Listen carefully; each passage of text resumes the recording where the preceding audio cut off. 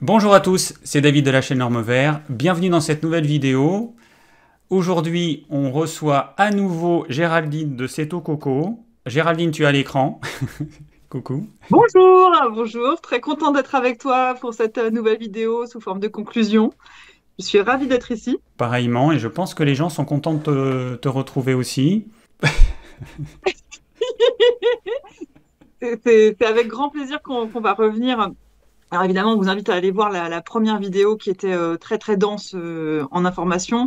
Là, c'est une vidéo sous forme de conclusion, donc on va revenir très rapidement sur les thématiques qu'on a évoquées et on va finir sur des livres et des questions que vous avez. Donc on est venu à parler de l'origine de notre métabolisme et du métabolisme de nos origines, qui sont un peu deux choses qu'on peut prendre dans un sens ou dans l'autre, à parler de l'Odyssée humaine, de comment est-ce que l'homme est devenu Homo sapiens, de la façon dont son métabolisme a évolué pour aller vers le métabolisme que nous connaissons aujourd'hui.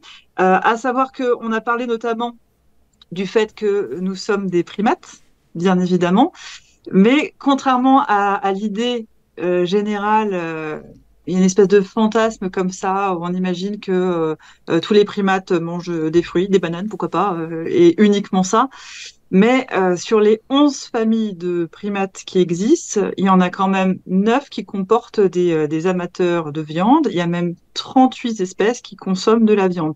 Et le chimpanzé peut switcher son alimentation végétale, frugivore, vers 200 grammes de viande par jour.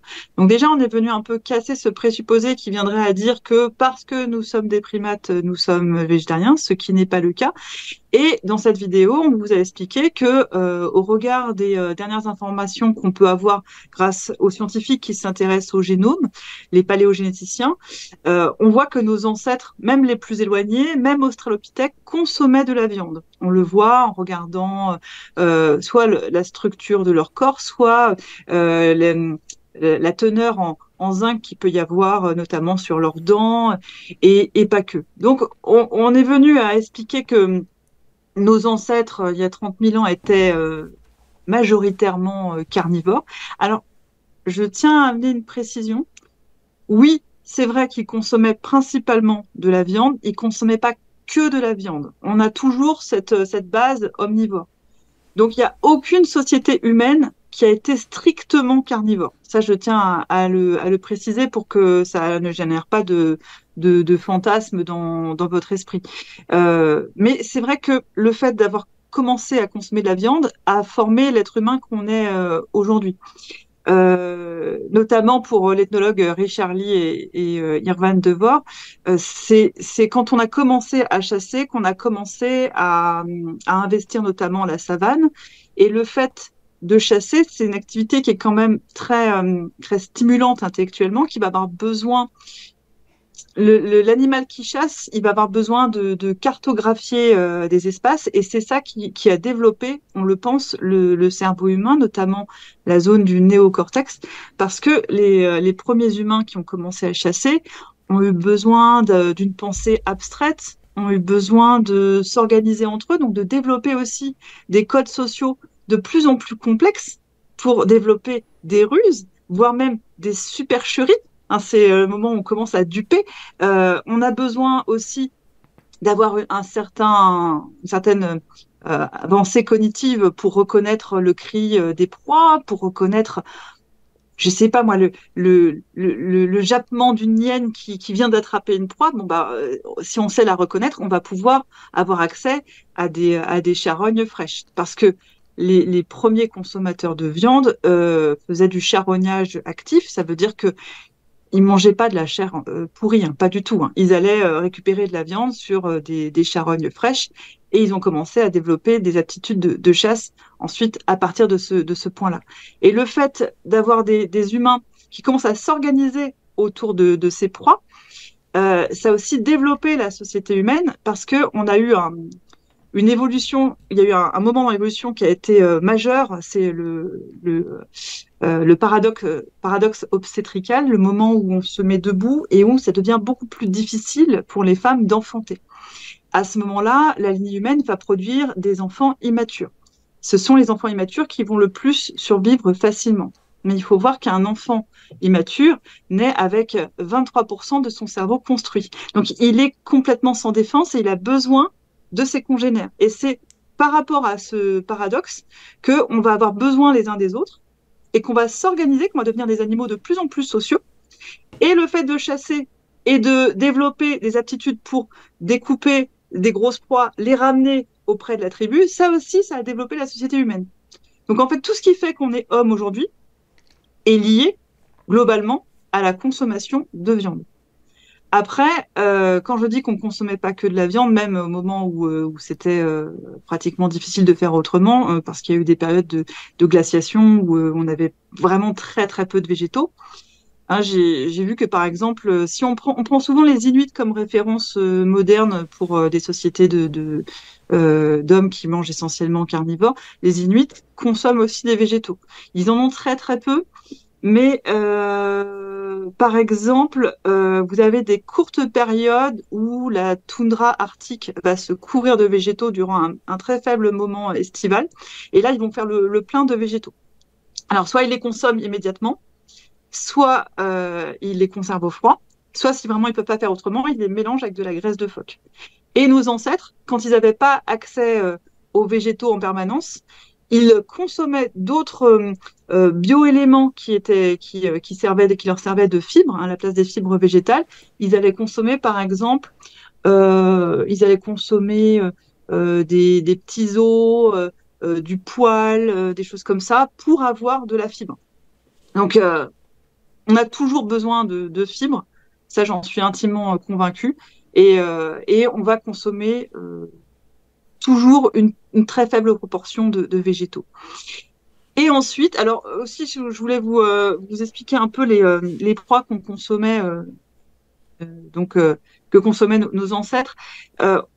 On a dans l'idée, dans une espèce de fantasme de l'homme qui consomme des mammouths à foison, pas tant que ça en vérité. Hein. Le mammouth est une énorme proie qu'on a pu consommer quand il se faisait piéger, mais ça reste quand même anecdotique. On a le rhinocéros. Alors le rhinocéros, on en connaissait trois durant la préhistoire. Il y avait le rhinocéros des forêts, qui était le plus grand des trois. Il y avait le rhinocéros de prairie et le rhinocéros laineux. Donc là, c'est pareil, on le connaît bien dans notre imaginaire. Il y avait aussi l'auroch. L'auroch qui existe à partir il y a environ 350 000 ans. L'auroch qui est un peu l'ancêtre de nos bovidés actuels. Et puis le mégalocéros qui était un très très grand cervidé avec des bois absolument spectaculaires. Qui était très très grand. Il faisait 1 m 60 au garrot, donc c'est quand même assez imposant. Il y avait les chevaux, hein, les chevaux préhistoriques qu'on consommait également. Et après, en proie un peu moindre en taille, vous avez les bisons, les élans, les cerfs, les bœufs musqués, les sangliers, les chevreuils, les bouquetins, les caribous, les daims, les mouflons, etc. Donc toutes ces proies-là étaient consommées durant la préhistoire. Et bien naturellement, quand on va commencer à domestiquer des animaux, on va domestiquer certaines proies qu'on consomme habituellement. Donc on va aller vers les bovidés, vers les chevaux. Et pour le végétal, le premier végétal qu'on va réussir à domestiquer, ça va être le blé, mais qui n'est pas le blé qu'on connaît aujourd'hui, parce que c'était un blé très très simple, qui n'avait, je crois, que 14 chromosomes, hein, et qui va ensuite être hybridé, mais très peu de fois. Hein. En fait, le premier blé, ça va être l'engrain, après ça va être l'amidonier, et puis le triticum aestivum. Et le triticum aestivum est le blé que connaissaient encore vos grands-parents. Donc, vous voyez, ça a évolué quand même très, très peu. Il y aura des changements majeurs dans la forme de ce blé, on va y revenir, parce qu'en fait, on va commencer à faire de l'hybridation génétique de manière assez brutale au XXe siècle. Avant ça, ça existe, on connaît l'hybridation, mais c'était beaucoup moins important qu'aujourd'hui. Les premières introgressions au rétrocroisement de blé, c'est 1866, avec un moine botaniste qui s'appelle Gregor Mendel. Mais c'est seulement à partir du milieu du XXe siècle que le blé va commencer à changer. Et donc, en fait, ce qu'il faut expliquer, c'est que ce n'est pas parce qu'on va commencer à domestiquer les animaux et les végétaux qu'il n'y aura plus de période de disette. En fait, on va avoir des périodes de famine et de disette jusqu'au début du 19e siècle. Donc, la nourriture n'était pas abondante pour autant. Et en fait, ces sociétés-là, avant la période justement de la transition néolithique, au moment où on commence à avoir l'élevage des animaux et des céréales, ces sociétés-là, qui étaient encore plus sujettes à des périodes où il n'y avait tout simplement pas d'aliments, fonctionnaient sur la néoglucogénèse et la cétogénèse. Donc ça, c'est pas moi qui vous le dis, c'est Marilène Patoumatis dans justement Mon genre de viande, le livre dont on parlera aussi après. Donc ces sociétés devaient faire avec des périodes de creux, des périodes où il n'y avait pas, de nourriture. Et quand elles ont commencé à avoir des céréales, elles se sont massivement alimentées de céréales. Ce qui a occasionné des problèmes divers et variés qu'on ne connaissait pas jusqu'alors, parce qu'on sait que les Homo sapiens, on va dire, avant la période de transition néolithique, n'avaient pas d'ostéoporose, n'avaient pas de carie, n'avaient pas de cancer, n'avaient pas de diabète. Et ce sont des maladies civilisationnelles qu'on pense être modernes, mais qui existaient déjà durant l'Antiquité. Ça, on vous en a parlé notamment en vous détaillant les différentes momies qu'on a encore, qui sont en très bon état, et qui présentent justement ces signes de maladie. En plus de ça, pour en rajouter dans le côté un peu romantique, ils étaient aussi bourrés de parasites. Donc, c'était pas mieux avant, c'est ce qu'il fallait aussi en retenir. On a eu une progression qui s'est faite avec les aliments carnés principalement. À l'arrivée des aliments principalement céréaliers, on a moins de périodes de disette, mais on a d'autres problèmes qui se greffent. Et on a quand même des périodes où on va manquer de nourriture jusqu'au début du 19e siècle. Donc on vient d'avoir un joli résumé de ce qu'on avait vu dans la première vidéo. Maintenant, eh bien, on va vous présenter, Géraldine va vous présenter une partie des livres qu'elle a lus et qui lui ont permis de connaître tout ce qu'elle connaît. Et puis moi, je vous parlerai d'un livre que j'ai lu justement entre la première vidéo et aujourd'hui. Donc, Géraldine, montre-nous tes beaux livres qui t'ont inspiré. Alors, le livre principalement dont je me suis servi pour décrire l'alimentation carnée durant la préhistoire, c'est Mangeurs de viande, de la préhistoire à nos jours, de Marilène Patoumatis, qui est chercheuse au CNRS. Donc, elle est préhistorienne, directrice de recherche au CNRS, elle n'est pas que chercheuse d'ailleurs, rattachée au Muséum national d'histoire naturelle à Paris. Et en fait, dans ce livre, c'est très dense en fait, parce que vraiment, elle parle même des pratiques de chasse, de l'invention des saguets, des propulseurs, de comment l'homme va inventer des stratégies pour se procurer de la viande. Elle explique que ça fait partie aussi d'un imaginaire, le fait de l'homme préhistorique qui mange de la viande. On a des images un peu fausses en tête, et donc elle vient recoller là-dessus une réalité scientifique, en expliquant aussi que notre rapport à l'animal, il n'est pas évident. Il y a une part de fascination, il y a une part, comme on devient des animaux pensants et sentients, on a parfois du mal à corréler ça au fait de consommer d'autres animaux qui eux-mêmes sont sensibles, sentients, etc. Donc j'ai trouvé que c'était un livre très intéressant, parce qu'on se voile pas la face, voilà, elle nous dit clairement qu'on a été pratiquement carnivore. Et ça, il y a beaucoup d'informations. Il est assez dense à lire, mais il y a des passages que vous pouvez sauter, hein, qui sont peut-être moins intéressants, voilà, sur voilà l'animal, la réincarnation, c'est plus, on va dire, de tout ce qui est de l'ordre de la déité animale et tout ça. Ensuite, dans le même registre, alors il y avait aussi Evelyn Ayer qui est un peu plus loin, mais celui-ci est pas mal. L'ADN fossile. L'ADN fossile, une machine à remonter le temps, de Ludovic Orlando, qui est très très bien, parce qu'il nous explique justement comment est-ce que par les traces ADN que nos ancêtres ont laissées, on peut en arriver à comprendre leur quotidien, à comprendre leur pathologie. Donc c'est dans ce livre-là notamment qui parle du tartre dans les dents et de la façon dont ils ont réussi à retrouver des micro-organismes qui avaient été piégés dans le tartre et de comprendre que justement il y avait des caries ou des choses comme ça. C'est vraiment pas mal parce qu'il parle de génétique, il parle aussi d'épigénétique, ce qui est très très important parce que l'épigénétique, hein, c'est la manière dont votre environnement influence votre génome. Il n'y a pas que le côté génétique, il y a aussi tout le reste. Ludovic Orlando, il est docteur en paléogénétique, directeur de recherche au CNRS. Il dirige le centre d'anthropologie et de génomique de Toulouse à l'université Paul Sabatier. Il est l'auteur du séquençage du plus ancien génome connu à ce jour. Il a été le premier à caractériser un épigénome ancien et à reconstituer l'histoire génomique de la domestication du cheval. Donc vraiment on va dire un grand pont de son milieu. Alors, l'autre livre, donc Le paradoxe des plantes du docteur Stephen Gundry. Donc, Stephen Gundry, c'est un docteur en médecine. Il est le directeur de l'Institut international du cœur et des poumons de Palm Springs, Californie, fondateur et directeur du Centre de médecine réparatrice de Palm Springs et de Santa Barbara. Et donc, il s'est orienté, il s'est complètement spécialisé dans la description des plantes et pourquoi les plantes, qu'on nous conseille de consommer 5 fruits et légumes par jour, n'est-ce pas? Pourquoi les plantes pourraient venir nous agresser et tout le mécanisme qui est régi derrière.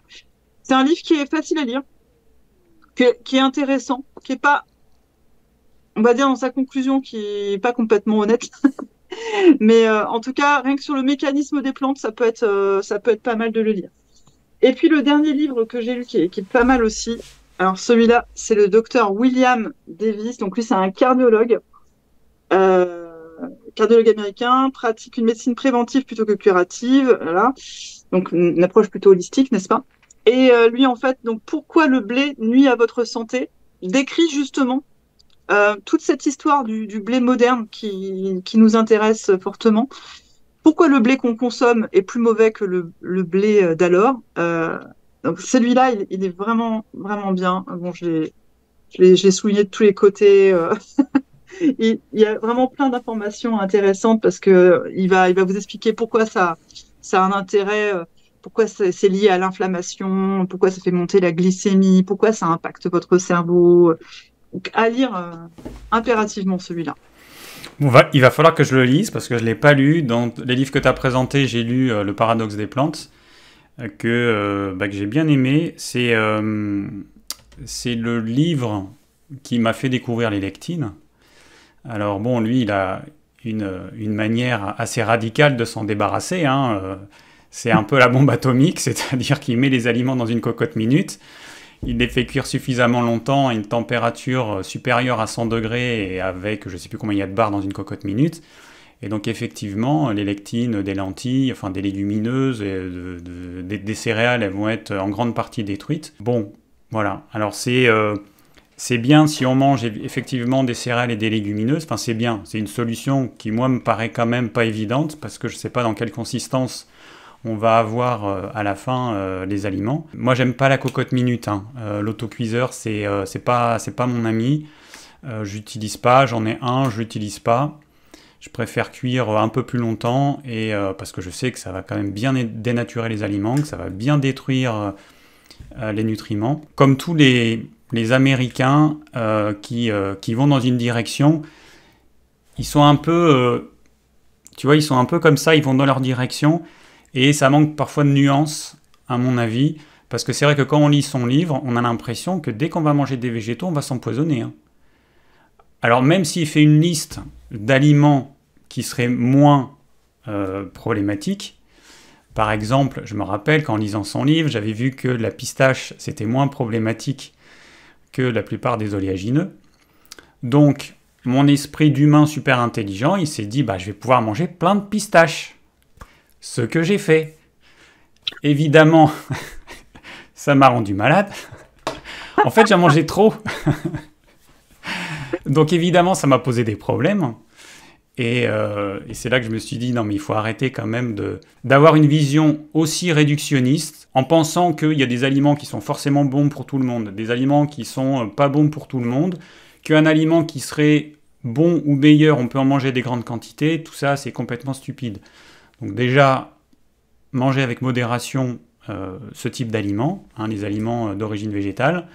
Et puis bah, c'est pas parce qu'il y a un mec qui va considérer que la pistache c'est plutôt bon que on peut en manger des caisses. Voilà. C'est vrai que je suis d'accord avec toi sur le fait que les Américains ont cette façon un peu parfois d'envisager les problèmes d'une manière assez, euh, tu vois, on déroule quoi. Ils vont dans une direction et il n'y a pas de, comme tu dis, il n'y a pas de nuance. Et ce que je reproche un peu au docteur Gundry, c'est de nous faire tout un pavé en nous disant, voilà, comme tu dis, tout est poison. Il prend tout au cas par cas, les solanacées, tout ça. Il nous dit que c'est très mauvais. Et à la fin, il nous dit, bah, faut quand même manger de tout. Mais faut essayer. Mais c'est peut-être pas bon, mais il faut essayer quand même. Ouais, comme tu dis, en chauffant, en faisant tremper. Alors que en fait, ça dépend. Ça dépend aussi des gens. Il y a des gens qui vont le tolérer plus ou moins. Donc, c'est vraiment du cas par cas. Si tu as une porosité intestinale qui est installée, si tu as une dysbiose, si tu as une candidose, tu vas pas manger la même chose qu'une personne qui a même peut-être une autre flore intestinale. Donc, j'ai trouvé que la fin était surprenante par rapport aux propos qui étaient tenus dans le livre parce que finalement, ils nous disent tout est poison. À la fin, ils nous disent il faut tout consommer quand même. Bon. C'est étrange. Oui, juste pour finir ce sujet-là, effectivement, quelqu'un qui a une porosité intestinale, en gros, cette personne, elle va pouvoir manger à peu près tout et n'importe quoi, elle va avoir des réactions inflammatoires, elle va avoir des problèmes. Et cette même personne, si elle arrive à régler son problème de porosité intestinale, elle va découvrir un monde nouveau, c'est-à-dire ne plus avoir d'inflammation quand elle consomme certains aliments, alors qu'elle a pensé peut-être toute sa vie qu'elle était intolérante à tel ou tel aliment. Et ça, c'est juste pour dire que c'est pas l'aliment en lui-même qui pose problème, c'est notre façon de réagir à cet aliment. Et donc, ça va dépendre notamment de l'état de notre tube digestif. Donc, voilà, et ça, c'est important de tenir compte de cet aspect-là aussi. Parce que c'est pas figé en fait. C'est pas parce que aujourd'hui j'ai un problème dès que je mange tel oléagineux, dès que je mange tel produit laitier, que je l'aurai dans X années si jamais j'arrive à régler mes problèmes digestifs. Voilà. C'est très important ce que tu dis et ça donne beaucoup d'espoir parce que moi, mon ami, pendant 15-20 ans, a été dans l'incapacité de digérer certains aliments. Ça l'impactait, ça l'handicapait, socialement, professionnellement parlant. Et en fait, aujourd'hui, il est guéri de ça et ça lui change complètement la vie. Et il avait notamment un problème, c'est il avait plus les enzymes pour digérer le gras. Et en fait, en travaillant là-dessus, en prenant des enzymes, maintenant, il arrive de nouveau à digérer le gras, chose qu'il pensait impossible. Puis comme dans sa famille, il y a des personnes qui ont la maladie de Crohn, des choses comme... Il pensait qu'il y avait un terrain familial et que c'était la fatalité.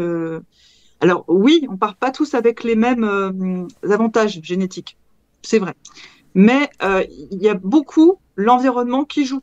Et on peut venir optimiser notre bagage initial. Donc il faut jamais douter qu'on peut toujours améliorer sa santé. Et ça, c'est quand même c'est un beau message d'espoir, je pense. Oui, les chercheurs aujourd'hui ils disent la génétique, ça joue à peu près à 20% et l'épigénétique à 80%. Donc ça laisse quand même beaucoup d'espoir. Ça veut dire que notre mode de vie, il a un poids beaucoup plus important que notre génétique. Alors on met de côté évidemment les maladies génétiques graves. On parle évidemment pas de ça dans ce cas-là. On parle de monsieur et madame tout le monde qui n'a pas de problème génétique grave. Mais la génétique, en fait, ça a un poids hyper faible. Alors pendant longtemps, on a cru qu'il n'y avait que ça. Bon, heureusement, on a quand même évolué par rapport à ça parce que c'était quand même un peu démoralisant de se dire que une fois que les dés ont été jetés à ta naissance, c'est fini, tu fais avec, et puis tu peux rien faire. Alors bon, ça c'était pas mal pour la médecine classique, parce que du coup, plutôt les labos on va dire, plutôt les labos parce qu'ils pouvaient te fournir la solution miracle à tes problèmes que tu avais depuis ta naissance et que tu aurais eu jusqu'à la fin de tes jours, alors qu'en fait, eh ben, on sait aujourd'hui qu'il y a plein de maladies de civilisation qui sont justement des maladies de civilisation et qui peuvent disparaître si on change notre mode de vie. Voilà. Alors, je vais juste parler du livre que j'ai lu, que j'ai beaucoup aimé, qui s'appelle « L'histoire aberrante de l'alimentation, 10 000 ans d'impact sur la santé et l'environnement ». Alors, c'est un livre que j'ai découvert par hasard. Le titre m'a inspiré. Je l'ai injecté dans ma liseuse et je l'ai lu et je l'ai dévoré parce que c'est un livre super passionnant qui a été écrit par un journaliste américain et qui retrace toute l'histoire depuis les premiers hommes jusqu'à aujourd'hui, avec évidemment un focus beaucoup plus important sur le XXe siècle, parce qu'il s'est passé tellement de choses. Alors moi, quelques petites choses que j'ai apprises dans ce livre. J'ai appris notamment que en 1850, déjà autour de 1850, les terres de l'Europe étaient déjà complètement épuisées. Aujourd'hui, on entend parler de ça parce qu'on a épuisé les terres à utiliser des engrais chimiques, on a épuisé les terres parce qu'on a cessé de faire des rotations, parce qu'on a cessé d'utiliser les terres pour faire paître les animaux, ce qui permet d'enrichir la terre. Voilà, aujourd'hui on a un mode d'agriculture qui est complètement intensive, et donc nos terres sont épuisées. Nous on parle avec l'agriculteur qui est autour de notre terrain, et il cultive des céréales. Alors lui il alterne, je crois, 3 céréales, mais en fait sa terre elle n'est jamais au repos. Et il nous dit que la terre elle contient plus que, alors je crois que c'est maintenant 0,6% de matière organique, c'est quand même hyper faible, et qu'il a conscience que la terre elle s'appauvrit, mais il est dans un système où il n'a pas trop le choix.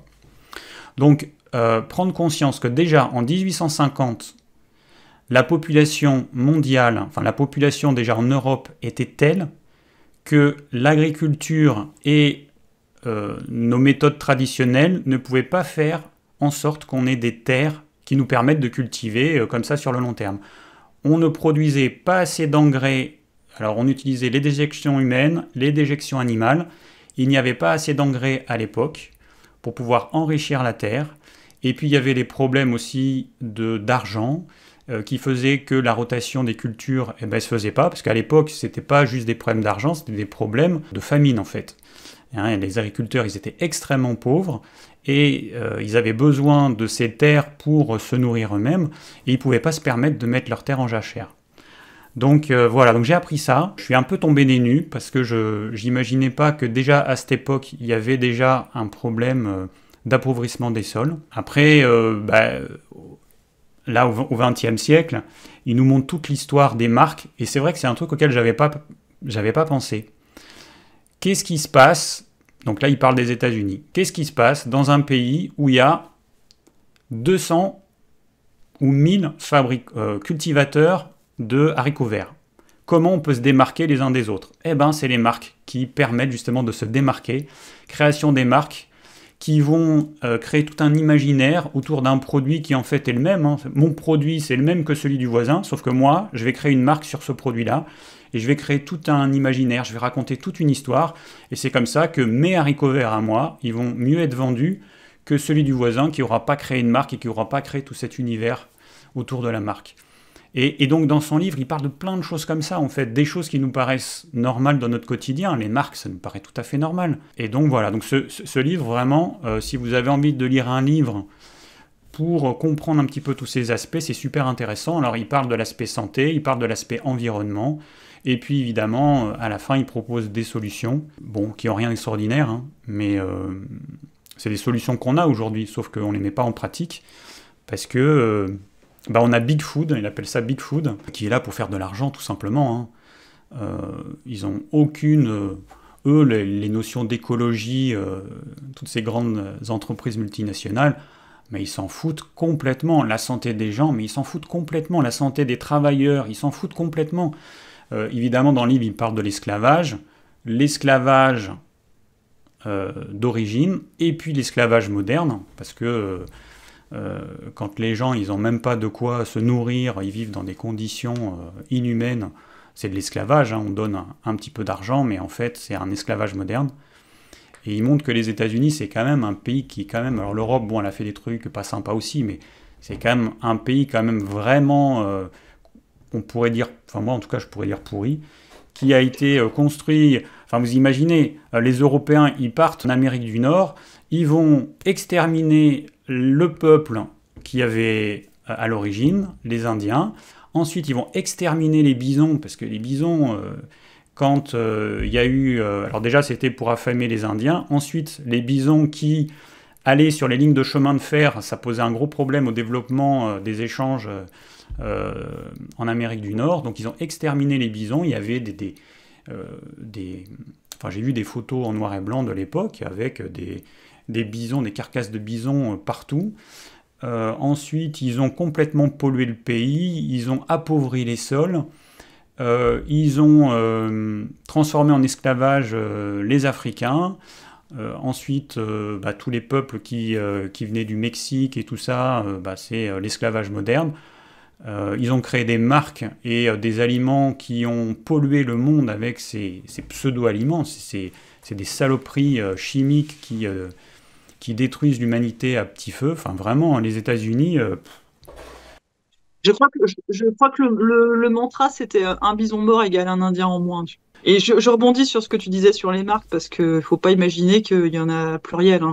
Je crois que en France, les grands groupes alimentaires, il y en a moins d'une dizaine. Donc c'est vraiment très très peu de groupes qui se partagent le gâteau. Et qui, en plus de ça, le problème, c'est que surtout aux États-Unis et en France aussi, bien sûr, mais les marques, elles sont parfois liées. Elles sont liées aux politiques, elles sont liées parfois à des mouvements religieux, donc c'est pas neutre, c'est pas anodin en fait de retrouver certaines marques dans nos supermarchés. Et c'est vrai que la sphère d'influence qu'on peut imprimer à une marque peut avoir des répercussions sur notre mode de pensée, sur ce qu'on croit savoir comme étant sain. Je vous cite, mais vous le savez, la personne de John Kellogg's, Kellogg's qui était un adventiste du septième jour, donc c'est un genre de secte qui va promouvoir plutôt l'alimentation végétale et qui va aussi promouvoir les fameuses céréales que vous connaissez, les céréales de pétales de maïs. Il avait aussi comment je pourrais dire, il avait un canard de santé. Donc il avait un magazine qui d'un côté validait le fait que ce qu'il allait promouvoir du point de vue alimentaire était bon, était sain. Et en fait, les gens entendaient plusieurs sons de cloche. Il leur disait, voilà, ah bah c'est bon pour la santé de manger un petit déjeuner avec des céréales. Ah tiens, il y a les céréales qui sont promues dans tel supermarché ou quoi.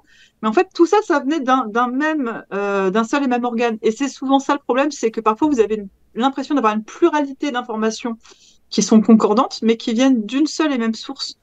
Donc, les céréales au petit déjeuner, oui, ça vient de Kellogg's, pas que de lui, mais il a eu une énorme, énorme, énorme influence. Et souvent, c'est ça aux États-Unis.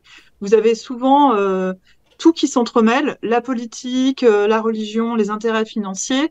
Je pense par exemple, dans un autre registre, à la promotion de l'aspartame. L'aspartame, c'est un truc de dingue.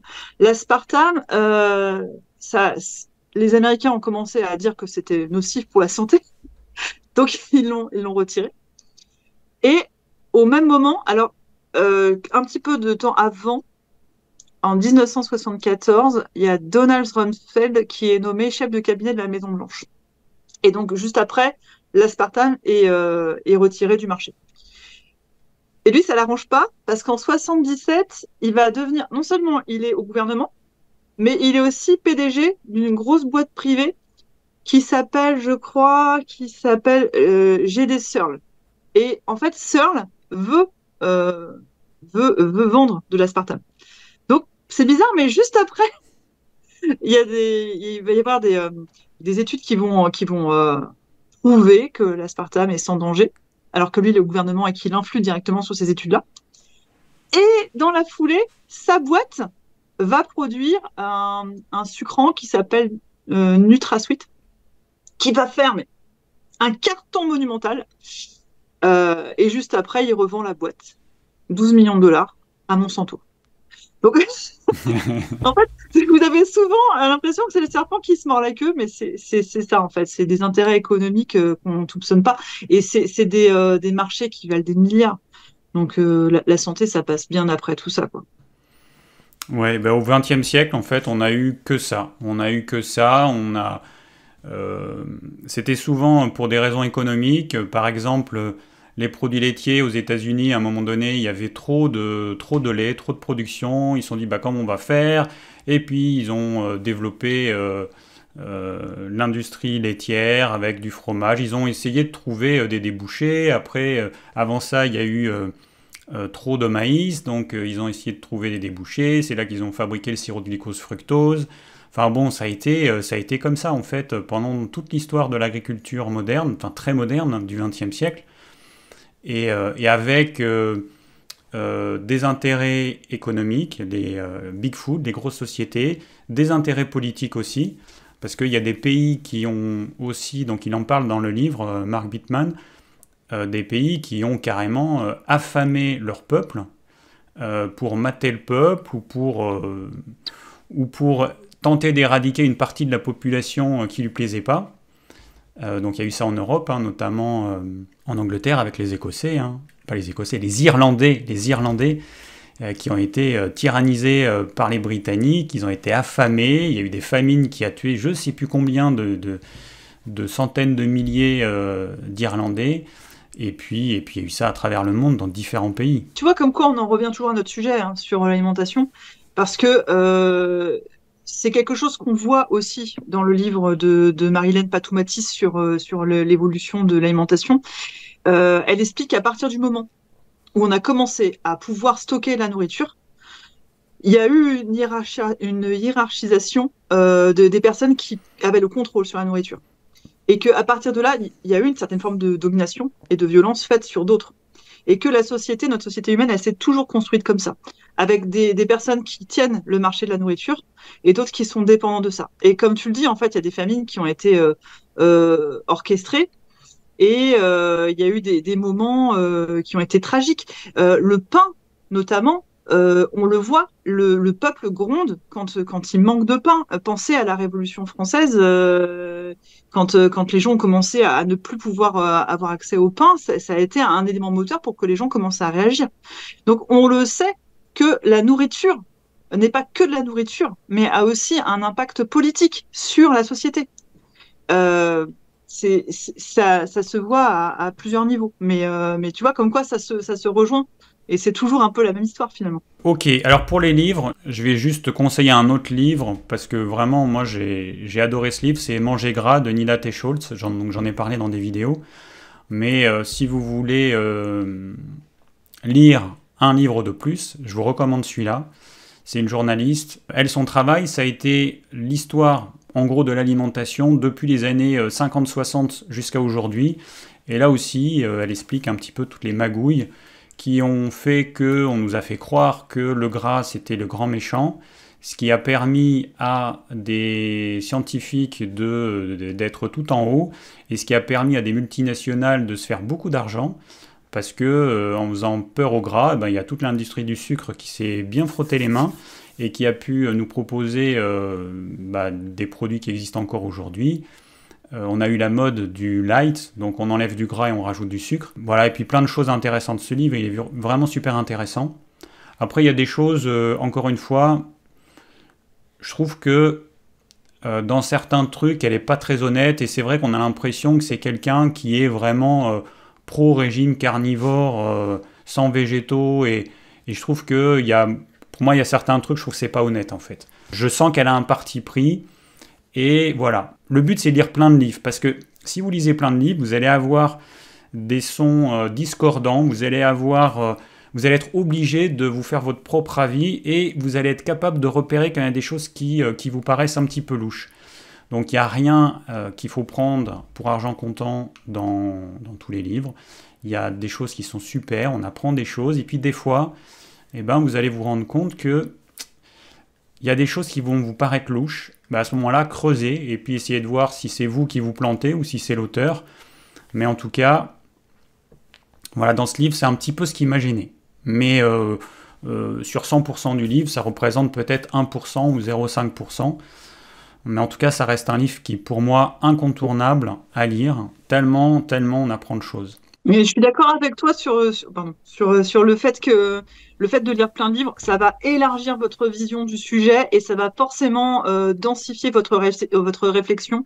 Donc c'est important de lire énormément et même parfois des gens qui vont écrire des choses à l'opposé de ce que vous pouvez croire. Comme ça, vous pouvez apprendre même à déceler certains axes ou certaines manipulations. Vous savez, les gens qui font ce qu'on appelle du cherry picking ou des choses comme ça dans les études. Plus vous allez lire, plus vous allez développer votre réflexion et plus vous allez être capable justement de voir là où ça pêche. Donc moi, je suis tout à fait d'accord avec toi sur le sujet. J'avais lu le livre du docteur Greger, qui est un végétalien pro-régime très riche en glucides, justement pour voir un petit peu ce qu'il disait. Alors il y avait des choses intéressantes. Il y a des choses intéressantes. Après, voilà, il fait aussi du cherry picking. Ça veut dire qu'il va prendre certaines études qui vont dans le sens de ce qu'il dit. Il ne va pas regarder s'il y a des études qui vont dans l'autre sens. Et du coup, il va argumenter de cette façon-là. Ou alors, il va interpréter les études à sa façon. Parce que vous imaginez que, supposons que sur une démonstration, il y a 10 études qui vont démontrer un truc. Mais sur ce même sujet, peut-être qu'il y a 100 études qui vont démontrer l'inverse. Et si moi, je vous montre que les 10 études qui montrent uniquement ce que j'ai envie de vous montrer, mais que je ne vous dis pas qu'il y en a 100 derrière qui montrent l'opposé, eh ben, pour moi, c'est de la malhonnêteté. Et en fait, ces scientifiques, ils le savent très bien. Ils savent très bien quand il y a des études qui montrent l'inverse. Et s'ils ne vous en parlent pas, voilà, pour moi, ils sont malhonnêtes. Mais bon, ça ne m'empêche pas de lire de temps en temps des livres comme ça. Là, je suis en train de lire un livre, dialogue entre un carnivore et un vegan. Et là, encore une fois, le vegan, mais c'est vraiment les arguments des véganes que j'ai pu entendre sur des chaînes YouTube. C'est un argumentaire qui va que dans un sens. Et donc, oui, effectivement, la souffrance animale, mais personne n'est pour la souffrance animale. Mais en fait, ces véganes, ils font comme si la seule solution, c'était l'élevage intensif. Il n'y a pas que ça comme solution. C'est pas la seule solution. La souffrance animale, oui, effectivement, un animal qui est enfermé dans un local où il voit jamais le jour tout le long de sa vie, effectivement, ça c'est de la souffrance et de la maltraitance, je suis tout à fait d'accord. Mais il n'y a pas que ça, il y a d'autres modèles. Et on vit en France, et en France, on a la chance d'avoir ces autres modèles. Et en tant que consommateur, on peut choisir d'aller vers autre chose que des élevages intensifs. Donc moi, c'est ce que je fais en tout cas. Et donc voilà, donc ce livre que je lis comme ça, juste pour voir un petit peu ce qu'il dit, je me dis, c'est toujours les mêmes arguments. En fait, ce sont des gens qui vont chercher la petite bête. J'ai l'impression d'avoir en face de moi un adolescent, tu sais. Des fois, un adolescent qui va vouloir te démontrer quelque chose et puis qui va être pointilleux sur certains sujets, mais qui n'a pas une vision suffisamment globale. Et puis si tu n'as pas un argumentaire suffisamment fort, tu peux te faire avoir. Et en fait, ces gens-là, en fait, c'est ce qu'ils font. Ils te ramènent toujours dans un truc. Alors, t'es pour la souffrance animale, ça ne te gêne pas qu'il y ait tant de milliards d'animaux qui soient tués tous les ans sur Terre. Mais je suis d'accord avec toi sur ce point-là. Mais il faut voir plus large parce qu'ils oublient des choses de base. Eux, ils considèrent que protéines végétales et protéines animales, c'est la même chose. Eux, ils n'ont pas de problème avec les aliments ultra transformés végétaux. Ça leur pose pas de problème que ce soit Big Food qui fabrique leur alimentation qui est faite d'aliments ultra transformés. Les poudres de protéines végétales pures, ça leur pose aucun problème. Moi, ça m'en pose. Moi, je suis pour une alimentation brute, je suis pour la santé des gens, je suis pour qu'au niveau écologique, on arrête de flinguer notre planète. Je suis pour consommer des produits locaux. Je suis pour que les petits agriculteurs, il y en ait à nouveau plein et qu'ils gagnent leur vie comme un banquier. Je ne vois pas pourquoi le banquier devrait gagner 5 000 € par mois. Et puis le petit agriculteur bio, il a du mal à se verser 1 000 € par mois, tu vois. Ça, je trouve que c'est pas normal. Le banquier, il sert à rien du tout. L'agriculteur, il me nourrit. Enfin, en tout cas, ce livre, c'est intéressant de le lire, mais je le conseillerais pas, parce que c'est agaçant. C'est agaçant ce type d'argument. Le problème, c'est que le véganisme ne repose pas sur les bonnes questions. Donc, la seule question qu'on doit se poser au départ, et après découlent d'autres questionnements, mais c'est est-ce que c'est pérenne? Est-ce que c'est bon pour la santé? Si le véganisme, si le fait de supprimer tout aliment d'origine animale était bon pour la santé, je serais la première à y aller. Mais on construit pas sa maison sur des briques en mousse. Et une alimentation et les protéines végétales n'égalent pas les protéines animales. Qu'est-ce qu'on fait à partir de là? Si on prend bien ça en compte et qu'on se dit qu'on a besoin de protéines animales pour être en bonne santé, découle tout le reste. Après, on peut avoir une alimentation qui soit... on essaie d'être le plus vertueux possible dans notre consommation animale, mais on en a besoin. C'est ça le primo-argument. Et eux, en fait, ils essaient de nier cette réalité en disant, bah, moi, je suis végane depuis 5 ans, ça va bien. Oui, sauf que déjà, tu peux avoir un organisme plus ou moins résilient, ce qui n'est pas le cas de tout le monde. Et les carences liées au mode de vie vegan peuvent apparaître sur 5, 10, 15 ans. On en reparle dans 20 ans. Donc, ça me m'attriste parce qu'en fait, c'est vraiment des personnes qui vont abîmer leur santé sur le très long terme. Peut-être que eux, ils ont de la chance et que ça mettra beaucoup, beaucoup de temps, puis qu'ils auront des effets qui seront pas si indésirables que ça. Mais la plupart des gens ne peuvent pas être véganes pour des questions de santé. Et en plus, je pense très sincèrement que même si je serais la première à vouloir une société où on ne dépendrait pas des animaux, c'est malheureusement utopiste.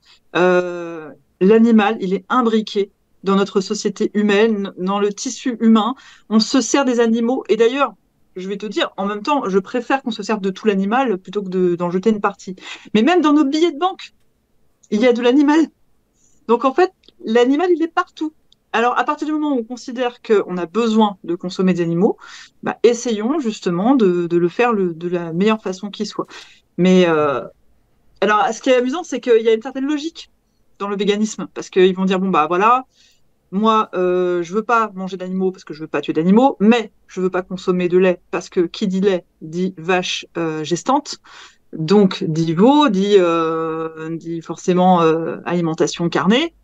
Je veux pas consommer de fromage pour les mêmes raisons, donc je vais vers le véganisme. Donc eux, ils considèrent que les végétariens sont comme des omnivores, hein, qui sont tout aussi meurtriers que les omnivores. Mais en fait, bah, partant de ce principe-là, si je m'adresse aujourd'hui à des végétariens, par exemple, je leur dirais, bah, puisqu'on considère que le végétarien, par son mode de consommation, va tuer des animaux, autant qu'il consomme de la viande, puisque c'est bon pour lui, tu vois. Moi, j'irais dans la logique inverse du vegan, tu vois. Je dirais, bah, puisque de toute façon, consommer du fromage et du lait, c'est aussi participer à l'industrie bouchère, ah, autant y aller. Mais après, je sais que pour certains, c'est compliqué parce qu'il y a une forme de dissonance. Ils peuvent pas vraiment mettre de la viande, de la chair dans leur assiette. Des fois, c'est compliqué émotionnellement. Donc, je respecte toutes les sensibilités, bien sûr. Chacun fait son petit bonhomme de chemin comme il le peut. J'espère juste que, voilà, qu'il y ait des gens parfois qui soient pas trop loin partis trop loin dans une démarche et qui soient encore ouverts au dialogue. Tout ce que je demande, c'est qu'on puisse débattre, et souvent c'est pas forcément le cas, c'est ça qui est un peu dommage, quoi. Ouais, oui, je suis d'accord. J'ai eu ces problèmes sur ma chaîne avec des véganes qui m'ont souhaité ma mort, euh, alors que j'ai fait plein de vidéos différentes, enfin de sujets différents. On m'a jamais souhaité ma mort à part des véganes.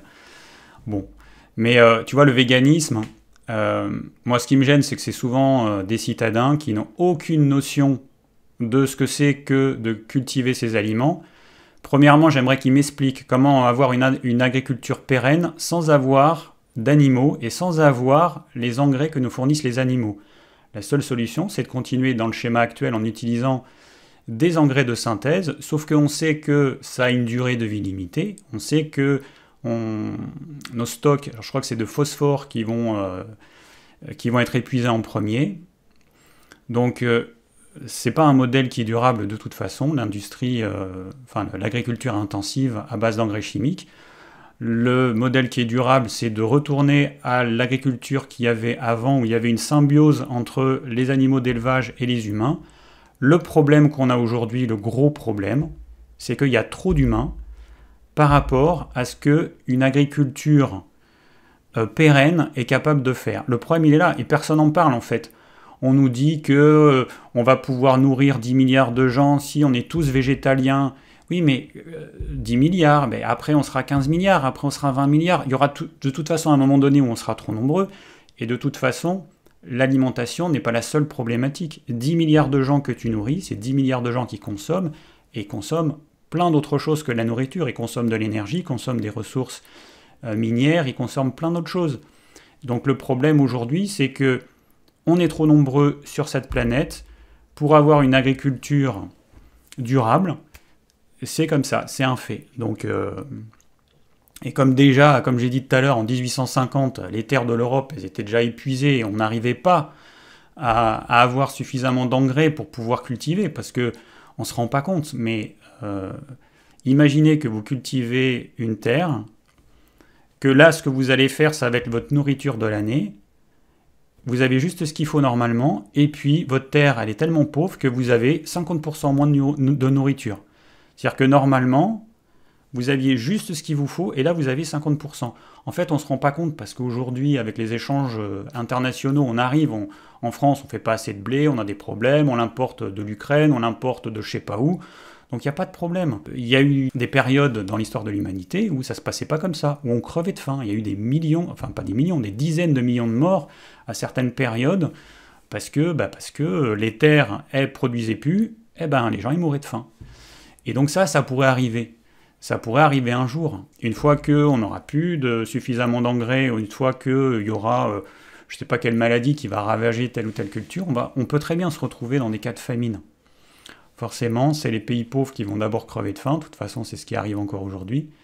Et puis les pays riches, ils arriveront plus ou moins à s'en sortir, mais peut-être qu'un jour, ça va plus marcher. Et c'est vrai que ce que tu dis sur les famines, on le voit que parfois la religion a été venir au secours justement de ces périodes de disette. Je pense par exemple les animaux d'élevage. Durant le Moyen Âge, on ne pouvait pas les conserver toute l'année parce qu'on n'avait pas forcément de quoi les nourrir toute l'année, hein, surtout en hiver. Donc on abattait une partie du bétail d'hiver qu'on conservait. On conservait la viande en la faisant fumer ou alors au froid parce qu'on avait des glacières quand même. Pareil pour les céréales, on n'avait pas non plus toute l'année. C'était assez bienvenu d'avoir des périodes de jeûne comme le carême. Et si vous regardez bien, dans toutes les religions, les grandes religions monothéistes, vous avez des jeûnes qui sont proposés et qui vont parfois jusqu'à 40 jours. Et 40 jours, en fait, c'est ce dont est capable le corps humain. Donc, le jeûne était naturel dans la société. C'était quelque chose qu'on faisait, qui nous était imprimé. C'était un mouvement qui nous était imprimé par la religion. Mais il y a toujours eu des périodes où on était obligé de jeûner. Donc, parfois, vous entendez dire que le jeûne, c'est un peu, c'est un truc New Age qui revient à la mode, mais ça a toujours été au cœur de nos pratiques alimentaires. Parce qu'on n'avait pas forcément à manger. Et tu parlais de l'Ukraine, encore une fois, vous le voyez les amis, à quel point le blé est un facteur économique, un facteur de pouvoir. On voit bien à quel point le fait d'importer des céréales d'Ukraine, ça a pu poser problème à d'autres moments, à d'autres producteurs. Donc tout ça, c'est vraiment pas anodin. Alors, on va poursuivre maintenant en finissant la première vidéo qu'on a faite avec Géraldine. On avait prévu au départ de faire une vidéo, et puis c'était un petit peu long, parce qu'on papote tous les deux. Et donc, on va vous parler de ce qui s'est passé beaucoup plus récemment, au XXe siècle, et puis après on fera un petit question-réponse. Donc très, très rapidement, effectivement, c'est vrai qu'avec la phase de l'industrialisation, on va voir l'essor de certaines pratiques. David vous a parlé des engrais. C'est vrai que notamment les engrais azotés vont venir parasiter toute la pratique agricole, à tel point qu'aujourd'hui, on a du mal à s'en passer parce que l'azote va nous permettre de gagner en productivité de manière extrêmement conséquente, même si ça a un impact aussi sur nos sols et que ça vient polluer les nappes phréatiques, que ça vient vraiment empoisonner le sol. Nous, on a moins de problèmes, entre guillemets, que les Américains qui, eux, ont en plus de ça des pesticides de folie. Je pense à leur sol qui sont blindés de glyphosate ou que sais-je encore. Et on a une petite résistance aussi culturelle, nous, en France, parce que même quand on nous a dit de consommer moins de certains produits, on a eu du mal à le faire parce on est un peu têtus, nous, les Français. Donc, quand on nous a dit, par exemple, de moins consommer de beurre, on a continué à le faire. Alors que les Américains, eux, a fortiori, ils ont écouté les directives. Le beurre, il a chuté dramatiquement et ça a eu pour conséquence de faire monter des succédanés de beurre euh, comme la margarine ou des choses comme ça. Et on en revient toujours en fait à ce que disait David tout à l'heure sur le fait de créer en fait un marché par rapport à un produit qu'on a en trop et qu'on peut pas jeter, qu'on veut vendre. C'est aussi ça hein, la politique américaine. Donc je pense par exemple aux huiles de moteur qui étaient des déchets en fait de l'industrialisation et qui ont été promus comme des aliments santé. Comment c'est possible? Au départ, c'est quelque chose qui est fait pour vraiment l'industrie. Et alors en plus, ça peut pas se consommer comme ça, hein, parce que une huile végétale utilisée pour au départ l'industrie, c'est juste dégoûtant à consommer. C'est pas le goût n'est pas bon. Donc ils ont réussi à créer toute une chimie pour rendre ces produits consommables mais ce sont des produits qui sont très inflammatoires et qui aujourd'hui colorent toute l'offre alimentaire. Et on a encore dans l'idée, ah, c'est végétal, donc c'est bon pour nous, 100% végétal. Vous voyez ça des fois sur des produits marketing. Et en fait, pas du tout. Comme quand David vous disait les produits allégés, où on va enlever le gras et on va mettre du sucre. Donc, c'est pas parce que c'est écrit 100% végétal que c'est bon pour notre santé, bien au contraire. Et aussi cette idée de productivité, de créer des aliments qui soient plus faciles à produire et à vendre. Euh, je vous reparle très rapidement du blé. On en était resté au blé de vos grands-parents, donc qui avait une quarantaine de chromosomes, quelque chose comme ça. Ce blé a été massivement hybridé, ce qui fait qu'aujourd'hui, des chromosomes, je ne peux pas vous dire combien il en a, mais c'est quelque chose d'assez fou.